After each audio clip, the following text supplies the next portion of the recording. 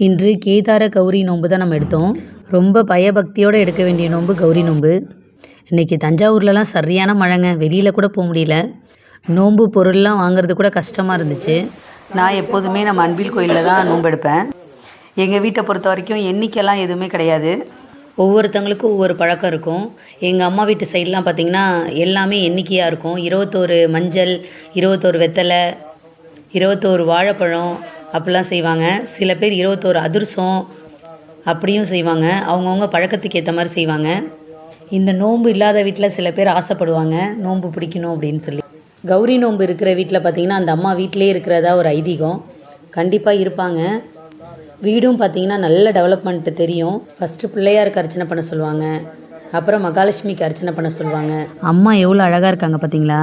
உங்களுக்கு என்ன வேண்டுதலாக இருந்தாலும் இந்த வீடியோ மூலமாக வேண்டிக்கோங்க. கண்டிப்பாக ஒரு வருஷத்துக்குள்ளே உங்களுக்கு நடக்கும். கோயிலில் பூஜையெல்லாம் முடிச்சுட்டு வீட்டில் வந்து வடை பாயசத்தோட சாப்பாடு செஞ்சு சாமிக்கு வழிபாடு பண்ணி நோன்பு கயிறை கட்டிட்டோம். அன்னைக்கே கட்டி வச்சிடலாம். அந்த கயிறை ஒரு வருஷம் வரைக்கும் பாதுகாக்கணும். நாங்கள் பழநோம்பு, நீங்கள் பழநோம்பா அதிரச நோம்பா என்னன்னு கமெண்டில் சொல்லுங்கள். சாமி அலங்காரத்தை பார்த்திங்களா?